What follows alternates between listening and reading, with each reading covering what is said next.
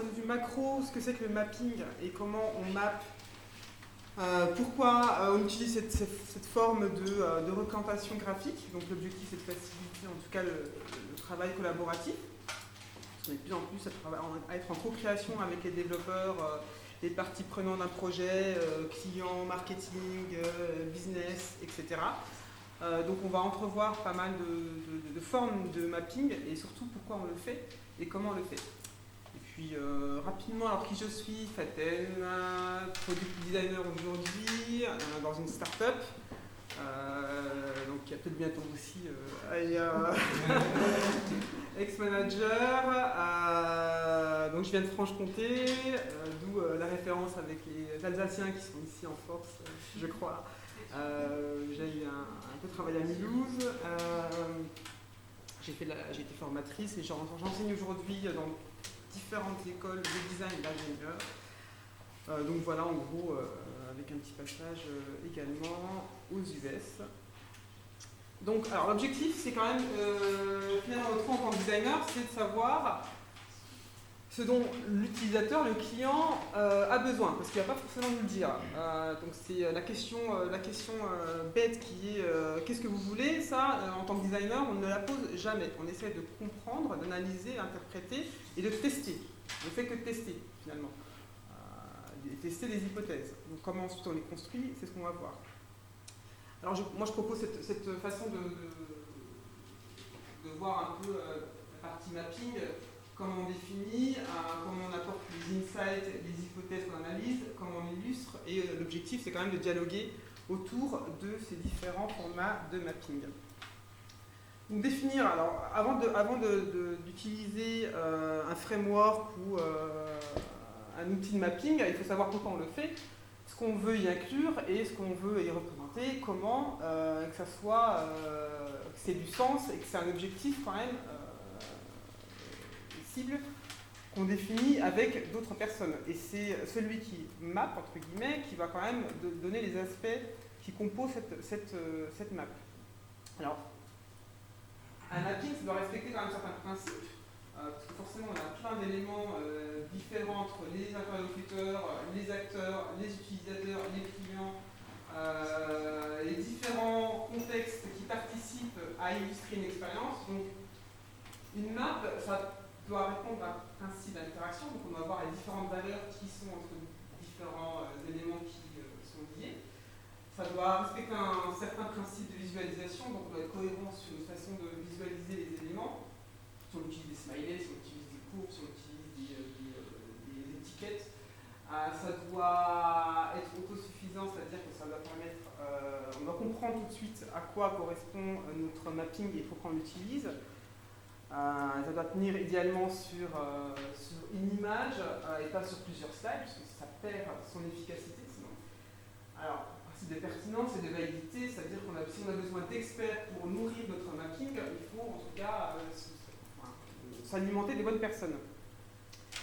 Alors là, c'est un exemple, tout de suite pour le sujet, un exemple de mapping pour illustrer différents acteurs d'une organisation avec certaines légendes, ce qui est essentiel, ce qui influence, ce qui est important, une liaison entre les éléments, une identification du type d'acteur, et ça pour commencer un projet par exemple, ou travailler sur un produit avec différents acteurs, c'est bien d'avoir cette illustration pour pouvoir mieux collaborer avec nos différents acteurs.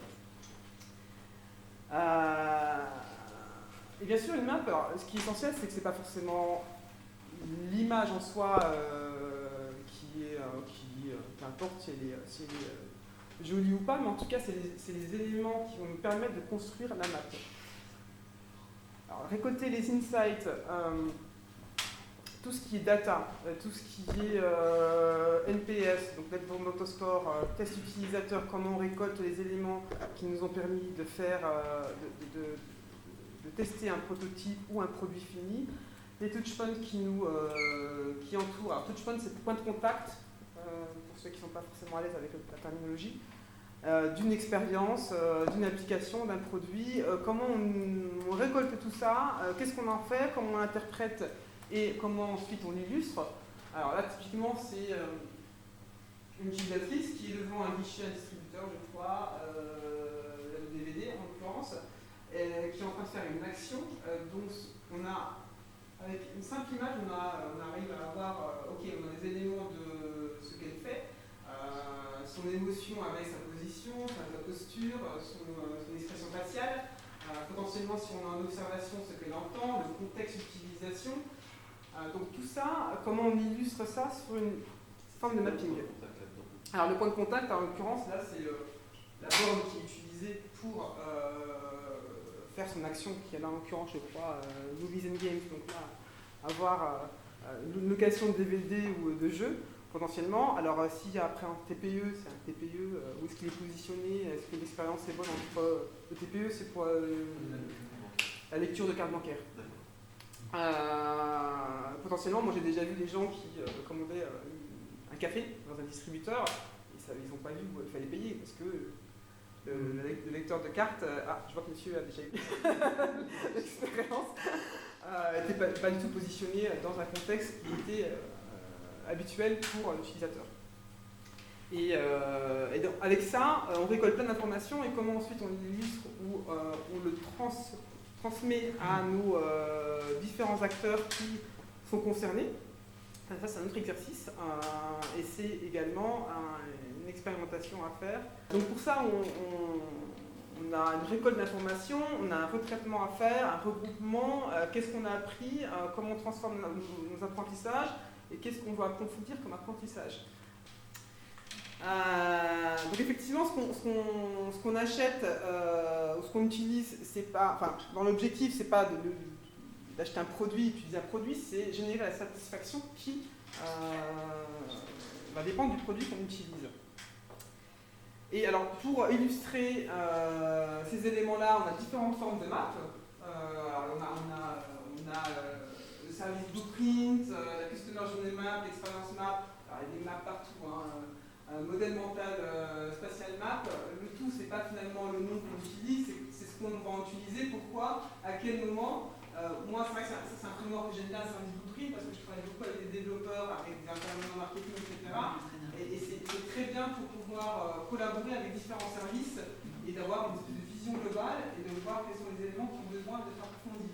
Customer Journey Map, on est plus sur du comportement d'achat, donc ça plus sur du site e-commerce avec vraiment une expérience globale. Experience Map, là, on peut très bien le faire avec ce qu'on a récolté comme information de notre cliente, persona Christelle. Modèle mental, là, on peut très bien avoir une espèce de carte de l'empathie pour illustrer cette information. Alors, Spatial Map, j'ai pas trop d'expérience avec la Spatial Map, mais on va l'utiliser pour tout ce qui est IoT, par exemple. J'ai connecté au niveau endroits qui sont intimes, qui est la maison, et là c'est compliqué d'aller chercher de l'information parce que rentrer dans l'intimité des gens c'est compliqué. C'est pour ça d'ailleurs l'IoT ne percède pas aussi autant parce qu'on a des problèmes d'accessibilité et vraiment d'usage, et je pense de confiance aussi, sur ce type de produit. Donc là par exemple on a ce qu'on appelle une expérience map. J'ai travaillé avec un éditeur de logiciels juridiques. On avait décidé de comparer deux parcours qui devaient répondre au même objectif, c'est trouver une information par rapport à la rupture conventionnelle. On a utilisé un modèle au même utilisateur de répondre à cet objectif-là sur un produit et sur son produit concurrent. Avant là, c'était un produit maison et là, c'était un produit concurrent. Donc, mesurer l'expérience de démarrage, forcément, le produit maison pour l'utilisateur qu'on avait choisi, c'était un utilisateur interne de l'entreprise, il démarrait positivement parce que c'était un produit maison qu'il connaissait. Le produit concurrent était plus méfiant, donc l'expérience de base initiale était moins positive. Par contre, ce qui est dommage, c'est que l'expérience produit concurrent, elle crée de la satisfaction, donc elle génère de la surprise qui est positive, donc forcément on va être dans l'engagement. Et c'est à ce niveau-là qu'on a évoqué le problème, en tout cas, où là, notre utilisateur est parti, il a trouvé l'information ailleurs, en l'occurrence sur Google, et c'est là où c'est dangereux dans la consultation des résultats, qu'il fallait retravailler. Avec cette simple map-là, auprès des décideurs, c'est parlant, ça parle. Alors qu'on avait fait des slides avec un outil ergonomique, ça ne parlait pas et personne ne l'avait dit. Une simple map a servi à enclencher des éléments et à enclencher un processus, en tout cas d'action pour améliorer l'expérience du produit. Ça, c'est une différence. C'est la même map avec des éléments beaucoup plus explicites sur différentes étapes du parcours, point d'entrée, exploration, consultation, et avec des propositions d'amélioration sur les étapes du parcours, et voir effectivement les pain points, donc les points qui ont été négatifs durant le parcours, les problèmes identifiés. Ça, c'est un exemple de service blueprint. Donc, le service blueprint, le framework qui est top pour en tout cas travailler avec des développeurs, en l'occurrence, des gens qui sont issus du business, du marketing, d'où on vient, ce que l'utilisateur fait, ce qu'on lui propose d'un point de vue front, ce qui doit se passer en back pour que le front puisse réagir correctement. Les éléments dont on a besoin en plus d'intervenants externes, par exemple en l'occurrence là, si on est sur la homepage, donc si on doit venir de Google, il faut qu'il y ait derrière une analyse sémantique, l'équipe éditoriale qui travaille sur tel élément. Donc vous voyez sur chaque partie de quoi on a besoin d'un point de vue en tout cas parcours et process. Donc ça c'est ce qu'on appelle le service blueprint. L'outil que j'utilise pour faire ça, c'est Miro. C'est un outil collaboratif qui permet de faire des maps assez bien foutues, que je vous conseille. Donc ensuite, c'est effectivement choisir le mode d'illustration qui nous permettra de fournir des informations qualitatives, savoir quoi y inclure, comment les représenter, être consistant et trouver un langage visuel. Alors là, je vous mets juste une liste d'éléments, d'outils en tout cas, qui sont disponibles pour vous aider dans cette notion de mapping. Ce qui est applicatif lorsqu'on installe sur notre machine, en l'occurrence Xmind, Visio, Sketch et produits Adobe, ce qu'on trouve sur le web. Et bien sûr, l'objectif, c'est de dialoguer pour embarquer les parties prenantes, identifier les solutions ou les problématiques, savoir ce qui en ressort. Donc finalement, l'objectif c'est d'utiliser le bon outil au bon moment pour pouvoir générer ensuite les résultats attendus par rapport à du mapping. Et souvent, alors moi ce que j'ai comme question c'est, ok, bon, on a un projet, mais on ne sait pas par quoi commencer. Ce qu'on fait, on veut faire de l'UX, mais est-ce que c'est le moment approprié? Par quoi on commence? C'est quoi la roadmap? Qu'est-ce qui est le mieux à faire? Donc, on a toujours les mêmes questions, et il y en a 4. Finalement, est-ce qu'on connaît notre cible? Est-ce qu'on arrive à identifier le problème? Si le problème, si ce n'est pas un nouveau produit, contenu, projet, si on arrive, s'il y a un problème qui existe, comment on arrive à le résoudre, quel outil on va utiliser, et c'est quoi finalement l'enjeu business? C'est important que l'ensemble des acteurs connaissent, acteurs, développeurs et designers connaissent les enjeux business, sinon on n'embarque pas assez l'équipe.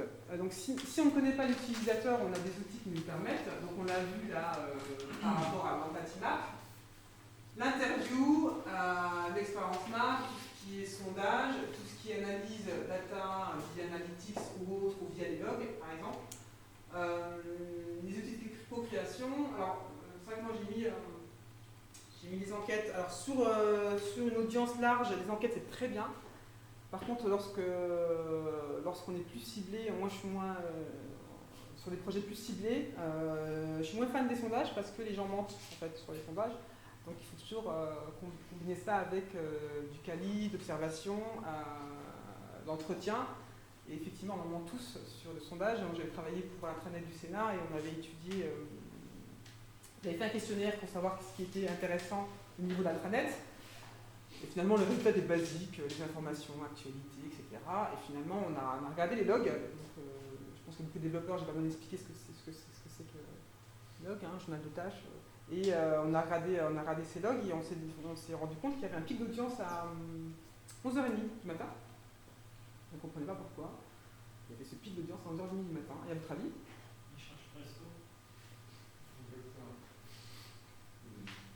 Donc resto, effectivement, c'est à ce moment-là qu'est publié le menu de cantine. Donc l'information la plus importante. T'as le même problème, c'est ça? L'information L'information l'essentiel, qui est essentielle au niveau de l'intranet de cette administration publique assez importante, c'était quand même une information qui n'était pas du tout révélée au niveau des sondages. Pourquoi? Parce que ça paraît complètement bête de dire ça ou de donner cette information-là. Et il faut savoir que c'est normal, les gens mentent et pas forcément de façon consciente. Au niveau, alors c'est vrai que l'empathie c'est quand même quelque chose de très très fort et aussi très dur à atteindre parce que c'est quand même se mettre à la place d'eux et souffrir à la place. terme veut dire souffrir à la place d'eux. Et moi j'aime bien cet exemple parce que c'est vrai que Ford a fait cet objet qui permet en tout cas de générer de l'empathie auprès des ingénieurs qui concevaient les dashboards et l'ergonomie des voitures, qu'ils appellent l'empathie belle, pour se mettre à la place de femmes enceintes. Donc en l'occurrence, là, l'empathie. Alors, l'expérience map se sert sur n'importe quel projet, produit, digital ou autre. Là, cet exemple-là, c'est intéressant parce qu'elle a fait en plus le tour du monde. C'est l'expérience map par rapport à une femme qui va donner naissance à un bébé. Et c'est de voir différentes émotions par rapport à ces étapes. Et je me souviens, j'avais fait cette conférence à Agile Tour. Et il y a un monsieur à la fin qui m'a dit je peux avoir cette map parce que ma femme est enceinte et ça m'aiderait moi à gérer. C'est extraordinaire. Alors ça illustre un moment de vie, mais qui pourrait très bien être utilisé pour d'autres types de choses.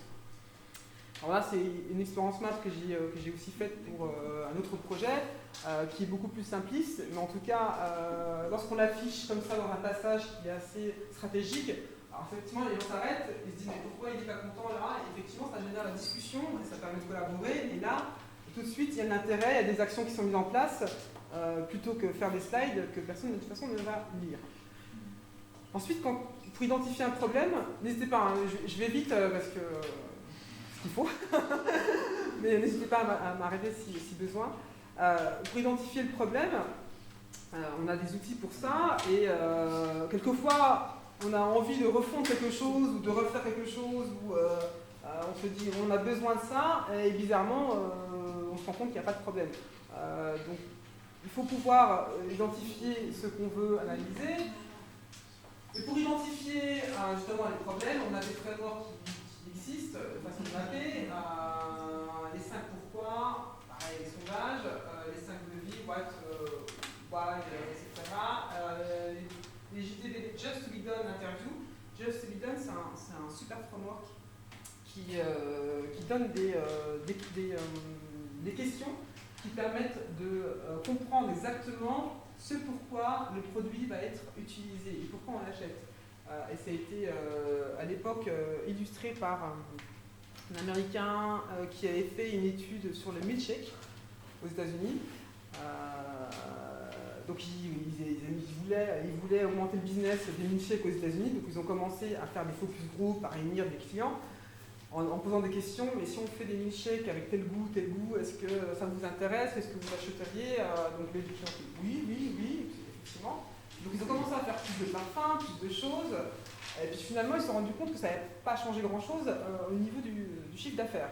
Et là, ils se sont mis à observer et interviewer les gens et se sont rendus compte que finalement, le job du milkshake, c'était pas de remplir un rôle fonctionnel, qui est de se nourrir, mais qui était plutôt, les gens avaient besoin, on est aux États-Unis, 10h du matin, de quelque chose dans la main pour accompagner au niveau métro et trajet de travail. Donc c'était quelque chose qui était... Donc c'est un rôle finalement qui était social, qui était absolument...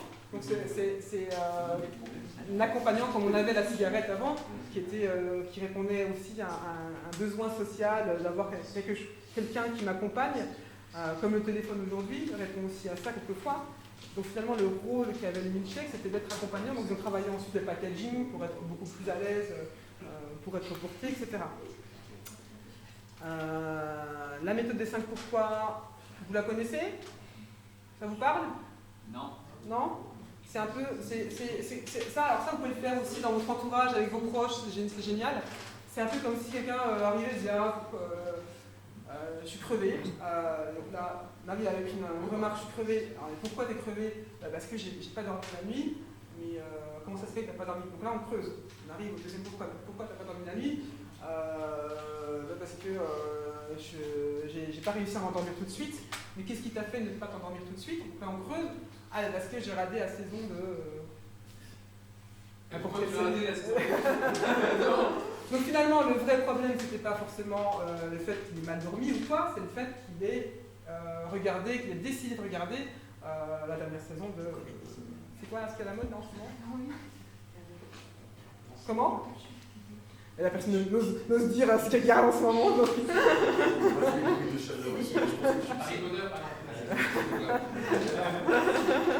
donc finalement, ça vous pouvez le faire tout le temps et c'est un excellent moyen de connaître ce qu'on appelle le root cause, la raison qui initiale.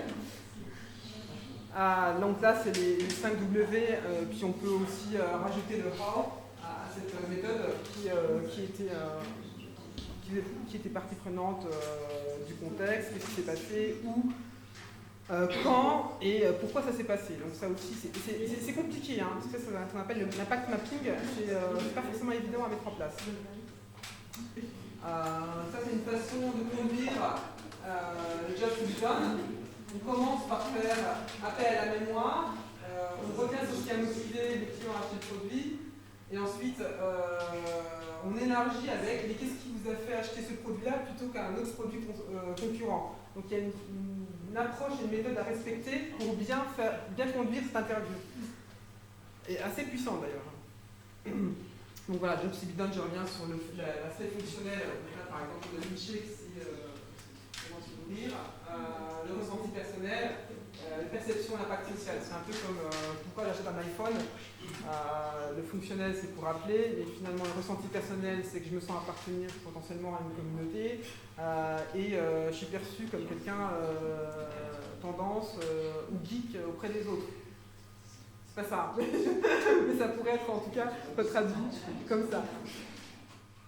Et ensuite, on essaye, une fois qu'on a analysé le problème par nos frameworks, on essaye de résoudre le problème. Et là, on a différents frameworks qui existent. Design sprint, c'est quelque chose que vous avez déjà fait, pratiqué, hormis les designers, un petit peu. Donc ça, c'est bien, lorsqu'il est bien préparé. C'est fatigant pour les acteurs qui participent.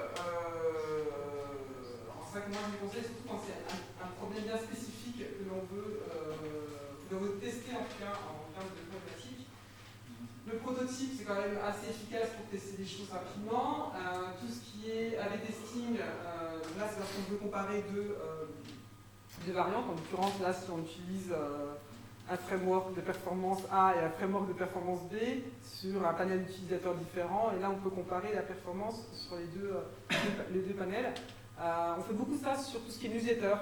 On parle des objets différents, les objets de mail, les boutons qui sont positionnés différemment. Alors, sans vous en rendre compte, vous faites partie de ces tests quotidiennement. Amazon, tous les jours, fait des tests auprès de panels d'utilisateurs où on ne s'en rend pas compte et on teste des choses pour eux. Facebook, c'est pareil. Et Factor testing, ça, c'est une approche qui est de dire ok, on ne sait pas si ça va marcher, on va pousser un élément qui nous permettra de savoir si ça génère de l'intérêt ou pas. C'est un peu comme si je poussais sur mon site. Si vous êtes intéressé par notre livre blanc performance web, mettez votre adresse email et si ça génère effectivement l'inscription, c'est que ça génère de l'intérêt. Et donc là, on peut aller plus loin. Ce qu'on appelle les Factor testing, avec un objectif quanti à atteindre. Donc le prototype, effectivement, lorsqu'on le fait, on doit dérouler un prototype de test qui nous permettra de savoir ce qu'on teste, pourquoi, qu'est-ce qu'il en est, quel est l'apprentissage et qu'est-ce qu'on en fait ensuite. Est-ce qu'on corrige, est-ce qu'on fait autre chose, est-ce qu'on arrête et ça, c'est des questions qui ne sont pas forcément simples également à définir, à voir comment résoudre ces éléments. Et ensuite, les enjeux business, ben c'est pareil. Est-ce qu'on les connaît? Comment on les identifie? Est-ce qu'on connaît les différents acteurs intervenants? Quels sont les indicateurs de performance qu'on vise? Est-ce qu'on a accès à la data? Comprendre également les enjeux, d'où on part, où est-ce qu'on veut aller? Et forcément, on embarque l'ensemble de l'équipe pour atteindre le même objectif. Et on peut également utiliser l'interview pour pouvoir aussi interviewer nos différents acteurs de projet. Donc là, c'est un résumé pour identifier les objectifs de chaque question, qui sont simples, qui reviennent toujours sur chaque projet. Comprendre les utilisateurs pour lesquels nous essayons de trouver une solution. Comprendre un manager de problème qu'on essaie de résoudre. Définir la proposition de valeur ou alors tester un MVP, et comprendre les motivations et les désir de résultats. Pour finir, Donc l'objectif du mapping, c'est quoi? C'est casser les silos, de pouvoir collaborer avec d'autres acteurs, engager d'autres acteurs. C'est pas forcément le designer qui a la solution, mais c'est un ensemble d'éléments d'insight qu'on récolte et qu'on retransmet. C'est super rapide et effectivement ça a un impact. Moi à chaque fois que je teste, en tout cas c'est quand même pertinent, efficace et ça a vraiment son impact auprès des acteurs qui ne sont pas habitués à ce type de choses. Ça facilite une vision commune, ça fonctionne au point de vue facilitation graphique et enjeux communs. Et ça permet également d'entretenir en tout cas l'apprentissage que l'on fait par le knowledge management, ce qu'on a testé, ce qu'on a déjà testé, comment on compare à une expérience qu'on a testée à un instant T à X, à J plus 30 ou autre. Parce que forcément aujourd'hui on part avec des indicateurs, mais on les compare par rapport à quoi? Parce qu'on a des données aujourd'hui qui nous permettent de comparer par rapport à un secteur d'activité, un produit concurrent ou autre. Qu'est-ce qu'on vise en tout cas à moyen long terme pour pouvoir comparer les résultats qu'on a eu à un instant T. Là, je vous ai mis des petits outils qui sont intéressants à connaître. Jim Calva qui a fait un bouquin qui s'appelle Mapping Experience, qui est très très bien. Mappingexperience.com, donc là il y a plein d'éléments qui sont gratuits. IDEO, donc ça c'est une agence de design thinking qui est assez connue. Jobs to be done, il y a plein de choses, de frameworks, de Canva qui existent pour traiter ce super framework. Et les outils Snappy et Miro qui produisent des Canva déjà tout faits, qui nous aident justement à driver, en tout cas animer ce type de mapping. Parce que c'est très dur d'animer une session de mapping, c'est très très dur. Pour engager tout le monde, savoir poser les bonnes questions, savoir ce qu'on vise et pourquoi et qu'est-ce qu'on en fait. C'est pas forcément évident et c'est la pratique qui nous permet de faire tout ça. Imaginons si on a envie de, par exemple, comme le recyclage, là, demander à les personnes qui vivent en fait, de recycler. Mais on sait bien qu'il faut recycler, mais si on ne le fait pas, personne ne le fait. Alors ce que tu dis, c'est une action simple qu'on voudrait que tout le monde fasse, mais par contre, on ne la fait pas de façon par réflexe ou naturelle, effectivement. Donc c'est pouvoir revoir les gestes quotidiens. Là, c'est de l'observation. Typiquement, l'observation, c'est un bon outil. L'observation de voir ce que les gens font quotidiennement, qui nous permettrait de trouver en tout cas des choses qui, finalement, ils mangent toujours la même chose tous les midis. Est-ce qu'on ne pourrait pas trouver quelque chose qui permettrait de répondre à ce même usage quotidien? Ou alors, il y a des gens qui courent tout le temps, et là, ils vont créer une communauté qui est co-run, qui est, on va utiliser plutôt cette communauté de runners pour dévier un petit peu cette tâche de courir, et ils vont ramasser en même temps des déchets. Donc c'est une tâche qui est faite mais qui est déviée parce qu'il y a une observation. C'est typiquement McDonald's qui dit au fur et à mesure on va enlever des choses, on va enlever les pailles, on va enlever les espèces de couvercles là, de gobelets, et donc là ils vont mesurer ensuite le changement qui est fait. Et petit à petit, on ne peut pas dire du jour au lendemain, il faut recycler les gens. Donc il y a aussi un accompagnement du changement qui se fait, mais par l'observation et par dire ok, quelle est la tâche la plus peut-être la quotidienne qui pourra avoir le plus d'impact. Est-ce que c'est le transport? Est-ce que c'est la voiture? Typiquement, Blablacar a très bien fait ça. C'était de l'observation. Ils se sont rendus compte que finalement, toutes les voitures qui étaient autour de lui, et c'est une personne qui a observé ça, et ben dans la voiture, il était tout seul. Il s'est dit, mince, il y a tout un truc à faire là pour améliorer tout ça et cet esprit de communauté. Là, il y a plein de... l'observation typiquement terrain pour voir les gestes quotidiens, c'est une première étape. Je ne dis pas que c'est la seule qui suffit. Mais c'est de pouvoir analyser avec data qu'est-ce qui pollue le plus, par exemple. Alors, en l'occurrence, je pense que c'est les... je vais dire la bêtise. Je suis même pas sûr que ce soit les transports, en fait. C'est les avions.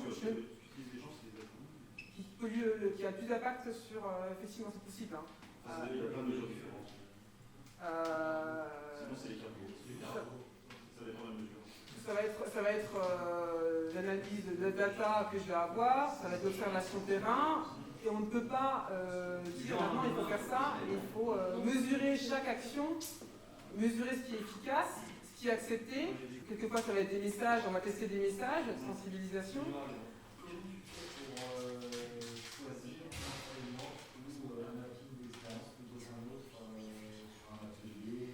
Ça, c'est effectivement, on a plein d'outils qui existent. Alors, on va pas utiliser celui qui est plus tendance, parce que ça sert à rien. Quelquefois, c'est adapter un framework qui existe, mais on va pas forcément utiliser l'ensemble. Alors, ça dépend du contexte, des acteurs avec qui on travaille, de ce qu'on veut illustrer. Effectivement, là, si c'est un test utilisateur, typiquement, s'il y a besoin de générer la prise de décision au niveau actionnaire, décideur, investisseur, je n'ai pas utilisé un blueprint, ça ne sert à rien.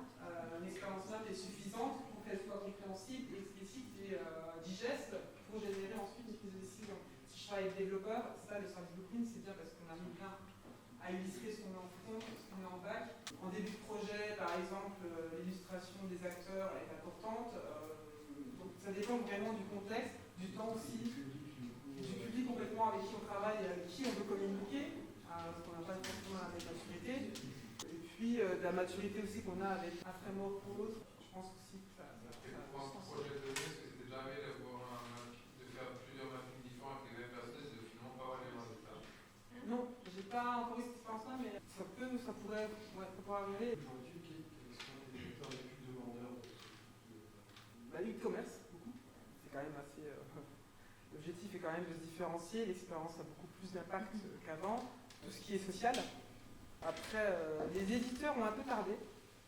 Et maintenant, ils sont mis beaucoup plus en force sur ce sujet-là, parce qu'effectivement, on différenciait B2B, B2C avant. Maintenant, on est B2B, B2C. Parce que forcément, les consommateurs finaux ont de plus en plus l'habitude d'utiliser des expériences différentes. Et ce que tu disais tout à l'heure sur cet abandon en quelques secondes, c'est vrai en fait. Et c'est assez flippant d'ailleurs. Cette insatisfaction qui est générée si le produit ne répond pas à une certaine exigence d'efficacité de performance. Donc les éditeurs ils s'en rendent compte aujourd'hui que quelquefois en fonction des concurrents, c'est pas forcément le prix qui va être différenciant, c'est pas forcément le service client, j'en sais rien, quelquefois c'est l'expérience et l'adoption des utilisateurs finaux et forcément qui sont habitués à des produits tierces, consommateurs grand public. Donc ils comparent à leur usage, à leur connaissance. Donc les éditeurs là ils reviennent en force.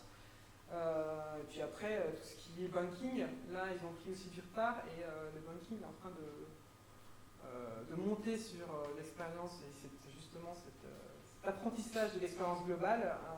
À quel moment on est? Est-ce qu'on est dans les transports? Est-ce qu'on est en guichet? Est-ce qu'on est chez soi? Est-ce qu'on est le soir devant aussi une série sur le canapé avec la tablette, le mobile, combien d'outils on utilise en parallèle. Donc toute cette expérience-là globale est compliquée à digérer et on est demandeur, en tout cas, c'est l'approche.